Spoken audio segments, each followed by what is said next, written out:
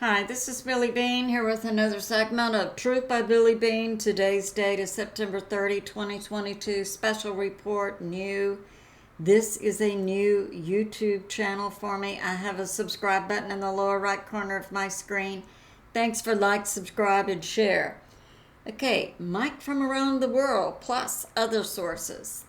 The sabotage of the N1-N2 Russian pipeline recently equals an act of war. Russia to take a preemptive strike, but where? And other things. So some of my sources are God in the Bible, Patriot subscribers, an interview recently with Ole Dammegard. He's a Swedish truther. 107, Michael Jaco. Information from the Steve Quayle site, Daily Mail, who has details on how the pipeline was blown up. And some other sources, Andrei Martnanov, a retired Russian military analyst, Scott Ritter, a retired Marine military analyst, Dr. William Mount, who's also been in the military and was an ambassador to Ukraine. Pastor Paul Begley Show with Mike from around the world, whom we believe works for the NSA. Mike knows stuff. Plus.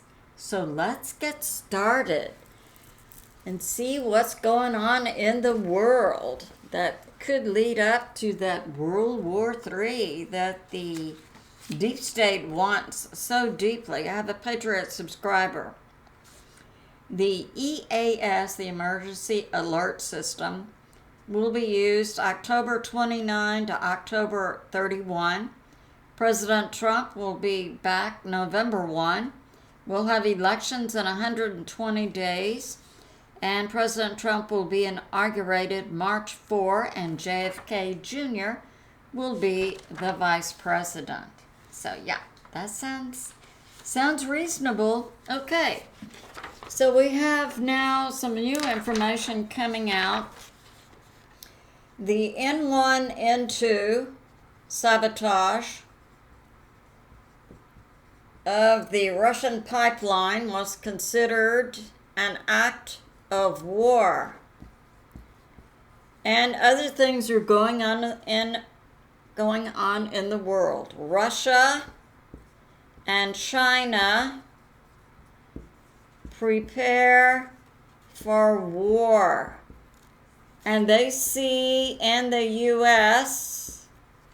that the U.S. government is dissolving and soon will most likely, possibly within days or weeks, have full martial law going on. Now, so 107 is saying about China, because we heard there was a possible coup going on there.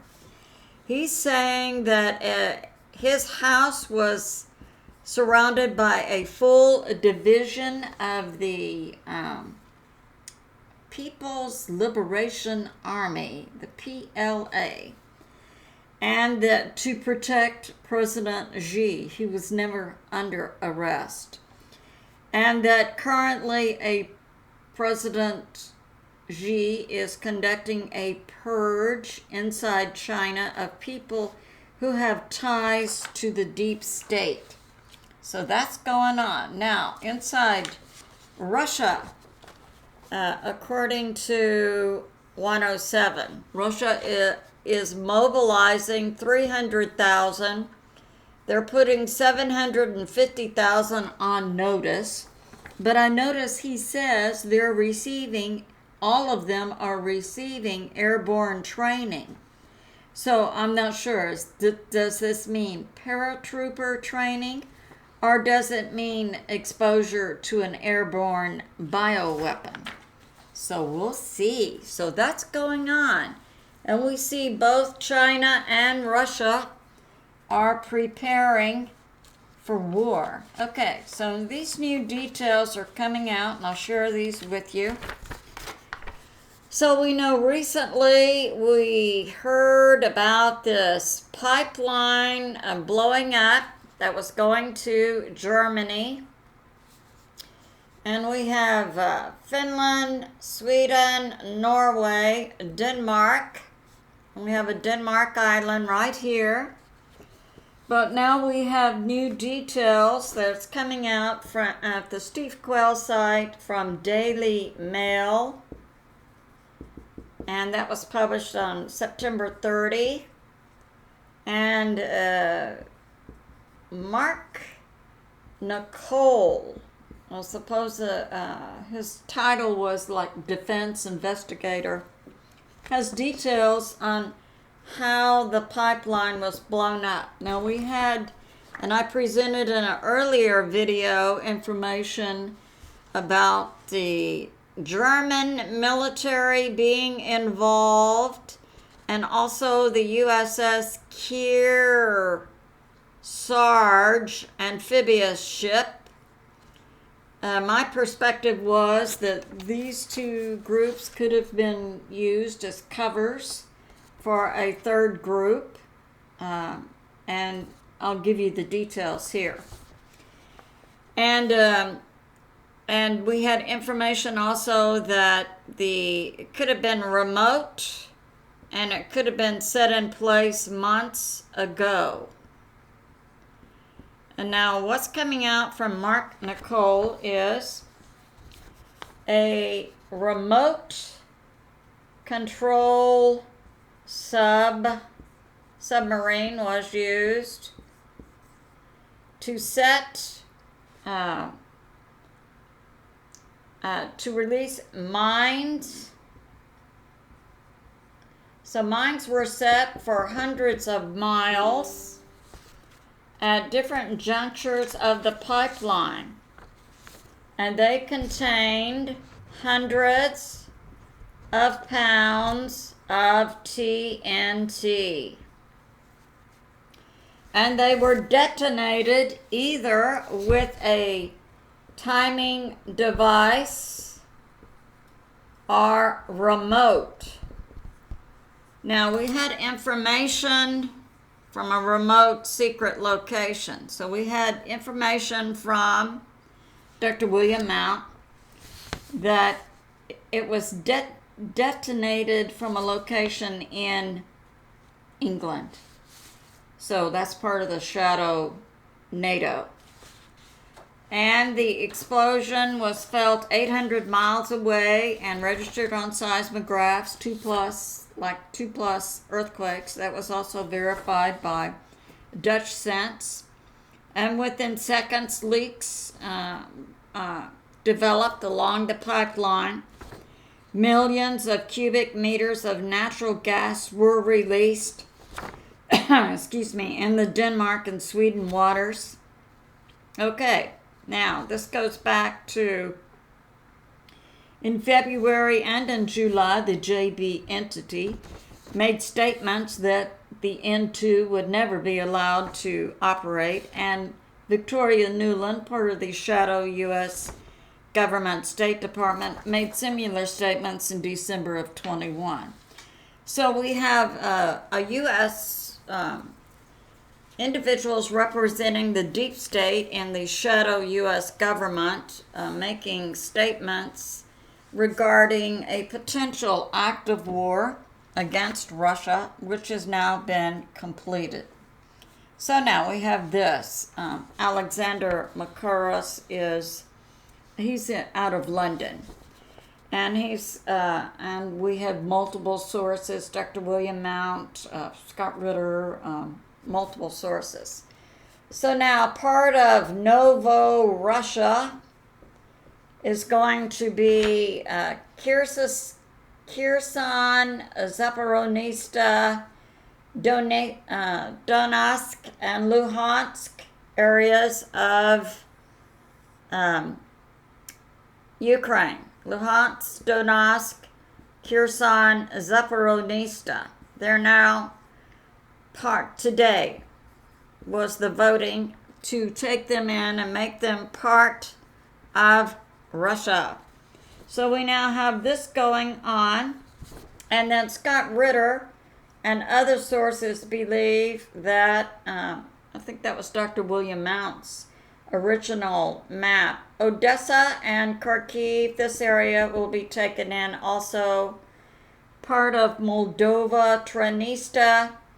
Now we know that Belarus has negotiated with Russia to receive a portion of Ukraine, as has Poland, Hungary, and Romania. So they're getting parts. So that's going on. Now we have information coming from General Shoigu from the Russian Ministry of Defense, talking about numbers. Ukraine currently has forces of something like 400,000. Russia, just their military is down to about 50,000. And that was also substantiated by retired Russian military analyst Andrei Martnanov. I found that surprising, that low number. But Russia also has the Luhansk People's Republic, the Donetsk People's Republic, the Wagner Group. So this total is about 100 to 120,000. Russian direct military had dropped from 80,000 to 50,000, and that's because they all have contracts like our U.S. government does also. And many of them expired at the end of August or early September, and those individuals chose not to renew their contracts. So that's going on size-wise. Now, Lavrov, the Russian foreign minister, has made public statements to the West, the shadow U.S. government, the shadow U.S. military, the shadow NATO, the deep state in the U.S., other nations, and England, that the bombing of the N1-N2 pipeline was a provocation. Global Times, which is the English form publication from China, also says, yeah, that was provocation to war. Now, we have this. Dr. William Mount recommended that the Russia and China, before they take any war moves, wait until October 1. Because on September 30, today, is the destruction of the U.S. economy, the U.S. dollar. Now, I came across, I think that was on Steve Quayle's site, an interesting prophecy by David Wilkerson. He was the author of The Cross and the Switchblade in New York City, and he operated as a pastor. I think that was a Square Church in downtown New York City for decades. He was a pastor. He was a prophet also. Prophesied that, when the global economy starts going down, it's going to begin in Germany. And we understand Dutch Bank is on the brink of collapse. All right, so that's going on. So now we have this. We have the Russian Ministry of, this came out from Scott Ritter, but he has a video, I'll link it for you, and the Russian Ministry of Defense is giving events that have happened over the past 24 hours. So they had in Zaporizhzhia, they took out 17 HIMARS plus, and we know that all the HIMARS inside Ukraine have to be operated by the U.S. military, because the U.S. military will not give the software to Ukraine or other nations yet. Okay. And Russia took down 2 Ukraine planes, one in Donetsk and one in Nickol. So that's going on. I mean, there were other things. Those are just some highlights. Now we have this. We have Mike from around the world who's saying that information from Russia, and based on this bombing of the N1-N2 pipeline, act of war, may use a preemptive strike. And we don't know where. It's the deep state is global. The deep state is in all nations and locations. There's a lot in the U.S. So where would Russia take a preemptive strike? We're not sure. Okay, so now we have this 107. Russia and China prepare for war. The N1-N2 was an act of war, and it's going to escalate to a nuke-like situation similar to the Cuban Missile Crisis. Mike from around the world also says the same thing. Now, we're getting this from multiple sources, no midterms, and I put out a previous video on that. And from 107, inside the U.S., it appears it may be imminent martial law.